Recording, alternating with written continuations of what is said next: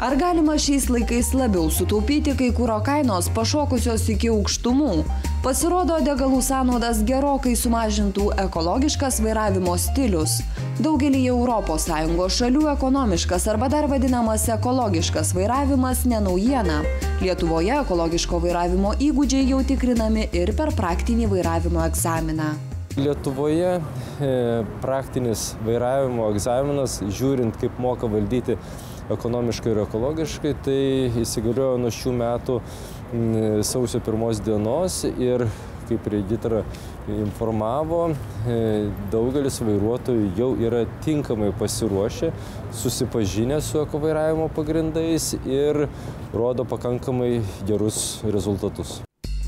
Egzaminą laikantys vairuotojai turi gebėti numatyti eismo srautą, vengti nereikalingo stabdymo ir greitėjimo. Regitros generalinio direktoriaus pavaduotojas Saulius Šuminas pateikia kelias svarbiausias ekologiško vairavimo taisykles. Egzamino metu kreipiame dėmesį, kaip jis perrenginėja pavaras. Iš tikrųjų mes norėtume, kad iki maksimaliai aukštos pavaros būtų maksimaliai aukšta pavara pasiekta kiek įmanoma greičiau.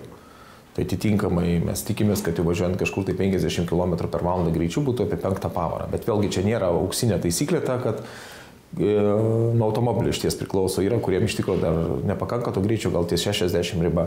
Bet iš principo tai yra maksimaliai aukšta pavara su žemais sūkiais variklio. Tai kuomet yra gaunamas didžiausias efektas kuro sąnaudų kontekste. Saugaus atstumo nesilaikymas yra viena didžiausių avarijų priežasčių tiesiuose kelio ruožuose. 2 sekundės laikomos minimaliu atstumu tarp 2–60 km/h važiuojančių automobilių. Saulius Šuminas įsitikinęs, kad tarpas tarp automobilių turėtų būti bent dar 1 sekundę didesnis. Norime matyti, kad laikomasis didesnis atstumas nuo priekį važiuojančios transporto priemonės. Tai leidžia vėlgi tas didesnis atstumas, tai kas įprastai yra saugus skaitomas 2 sekundės tarp automobilių. Tai manome, kad 3 sekundės tai būtų didesnis atstumas ir kad galima būtų iš anksto planuoti savo veiksmus, kad be reikalo vėlgi nereikėtų šiek tiek turėti daugiau laiko priimti sprendimą. Regitros specialistai sako, kad tolygiai ir ramiai važiuojant degalų sunaudojama apie 20% mažiau. Todėl ekonomiškas vairuotojas sutaupo iki 1,5 litro degalų. Svarbiausia iš anksto numatyti eismo srautą ir prie jo prisitaikyti. Faktiškai nereikėtų akceleruoti, jeigu situacija rodo, kad neužilgo reikės stabdyti.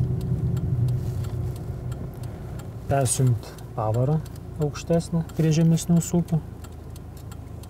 Planavimas ir pavaros pagrindiniai dalykai. Matydamas, kad užsidegs šviesoforas, aš daugiau nespaudžiu gazo, važiuoja laisvajam apsukom automobilis ir dabar jau belieka tik tai labai švelniai pabaigti stabdyti. Gali būti situacijų, kur tie sūkiai bus viršyti. Reikės, pavyzdžiui, staigiai pagreitėti dėl kažkokių tai priežasčių. Dabar važiuojant nuo kalno, aš važiuoju su pavara ir visiškai nespaudžiu gazo pedalą. Pastebima, kad skubantys ir įžūlūs vairuotojai laiko nesutaupo.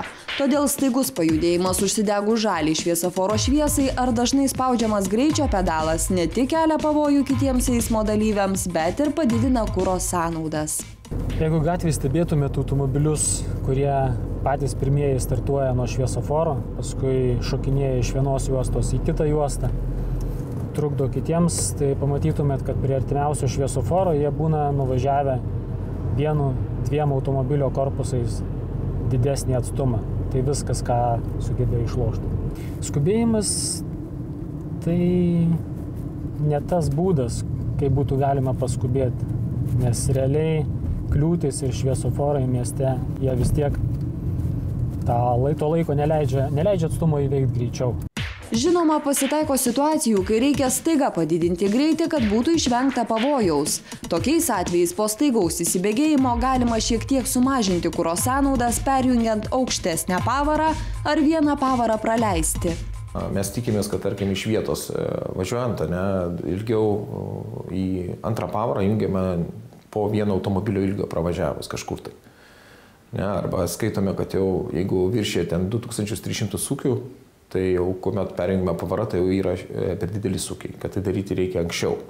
Bet vėlgi nėra tokių taisyklių konkrečių, kad yra tam tikros situacijos, kur gali būti išimčių, jeigu jūs norite įsilieti į srautą. Tai gali tekti tiesiog akseleruoti daug smarkiau, bet tokiu atveju vėlgi jūs galite tiesiog praleisti pavarą. Kaip taisyklė, 3 pavara akseleruojama ir tada galima jungti iš karto 5 pavarą. Vairavimo mokyklos taupiai ir saugiai vairuoti moko jau 4 metus, todėl specialistai pastebi ekologiško vairavimo pažangą. Nuo šių metų pradžios praktiškai nėra pablogėjimo, net kaip tik pastebi, kad vairuotojai išlaiko šiek tiek geriau negu pernai metais, nors buvo įvestas ekovairavimo žinių patikrinimas. Tų pavarų junginėjimas ir apskritai supratimas apie ekonomišką taupų saugų vairavimą, kaip sakyt, pasiektų visus būsimus vairuotojus ir jie vėlgi tuos įgūdžius, kurie jie suformuoja pradžioje, tai yra daug lengviau po to vairuoti negu seną vairuotoją įgūdusiai perlaužti ir jį pripratinti prie kitos technikos. Tikimasi, kad taupus vairavimas taps ne tik papildomų reikalavimų, bet ir kasdieniu įpročiu. Ekologiškas vairavimas nereikalauja jokių ypatingų gebėjimų, reikia tik didesnio vairuotojų noro ir šiek tiek pastangų.